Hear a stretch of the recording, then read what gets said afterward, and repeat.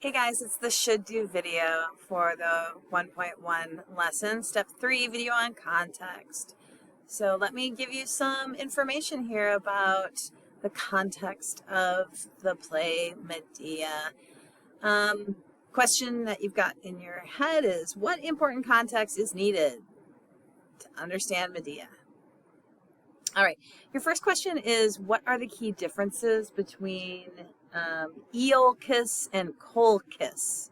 Just think of, when you're pronouncing these words, think of kiss, smooch, Iolcus, and Colchis.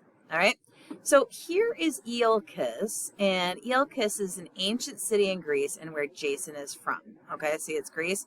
And so down here is the little Greece. I've got it blown up there, right?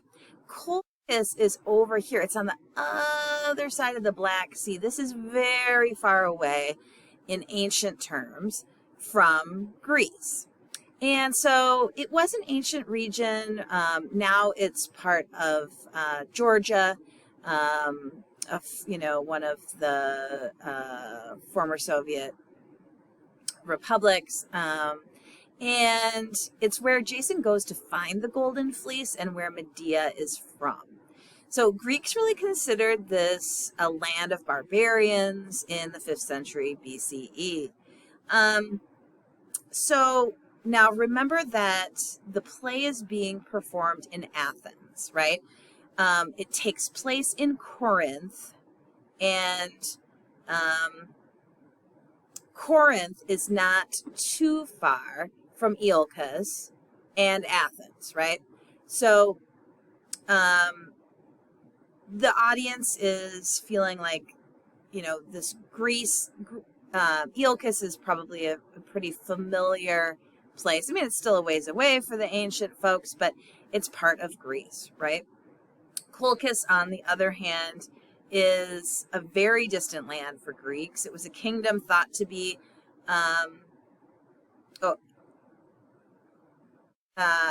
it was a kingdom that would not have been visited by any Greeks. They would have only heard about it through myth.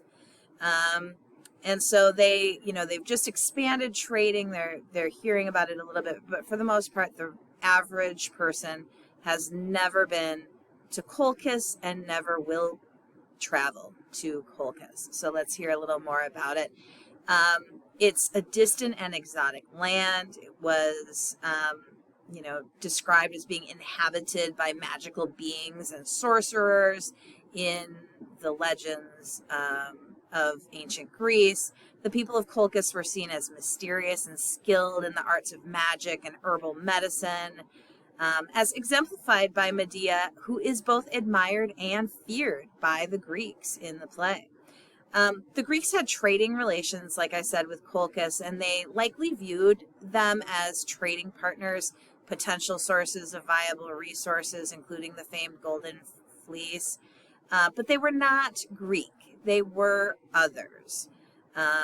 And they were in the margins of the society where the play is presented.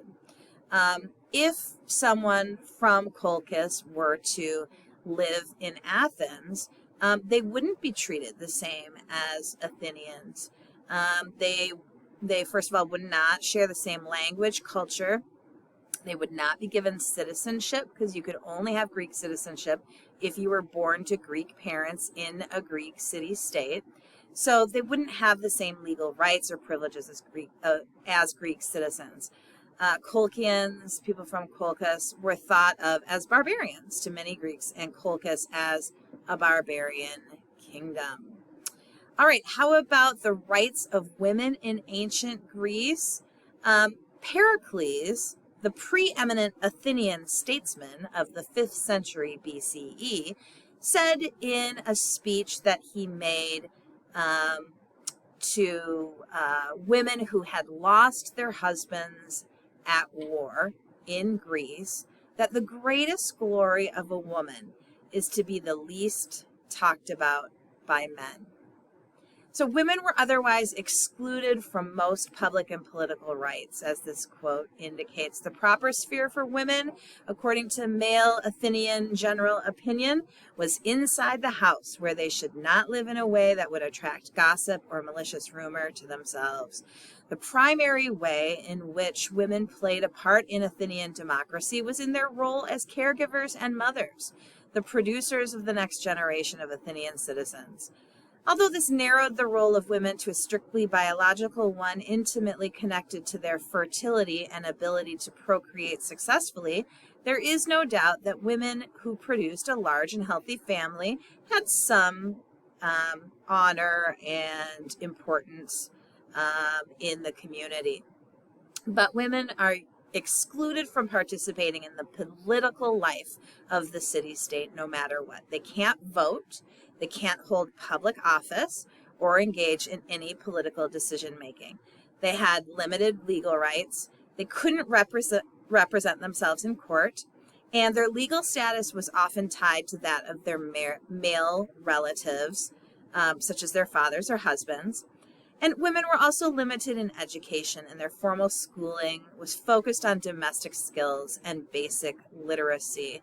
Wealthier women may have had private tutors, but their education was still less comprehensive than that of men. How about marriage?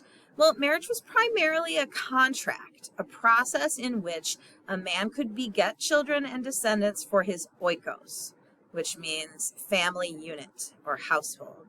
Marriages were not established for emotional reasons, such as love, although feelings of affection and love no doubt were key factors in many of the ancient Greek marriages.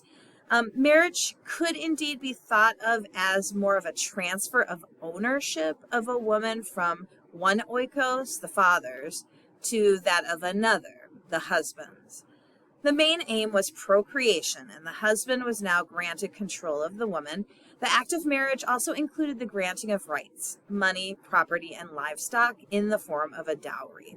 If a woman failed to produce children, whether it was her fault or not, she was in danger of being divorced and replaced. Childbirth, however, was fraught with danger and was all too often fatal for both mother and child. It's probable that more women died in childbirth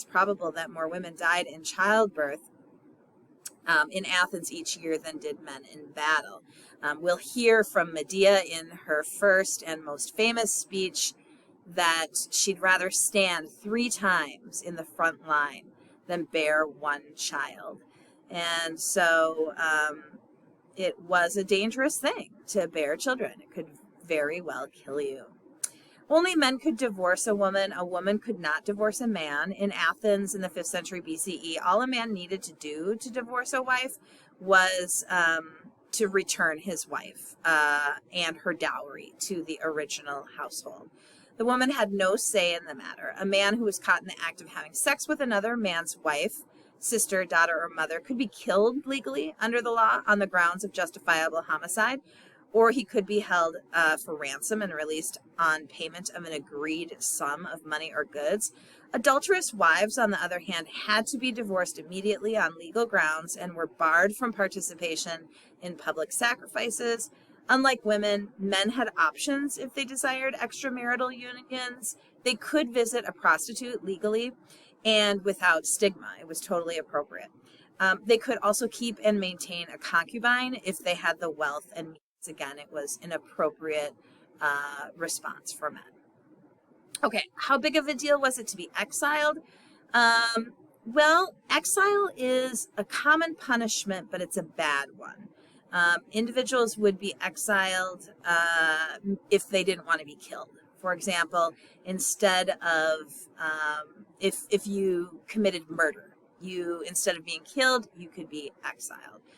And so what it meant was that the person who was exiled was ostracized, and they had to leave the city-state.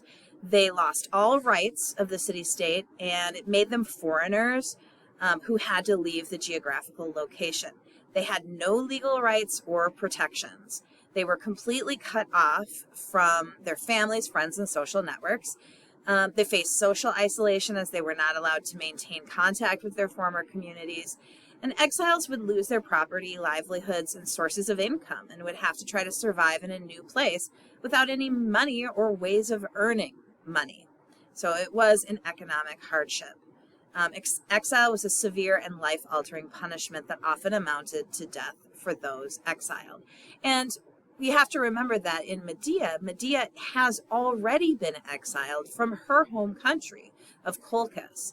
And so if she's exiled again from Corinth, she will be a double exile and will have very little opportunities to survive and make her way or to take care of her children.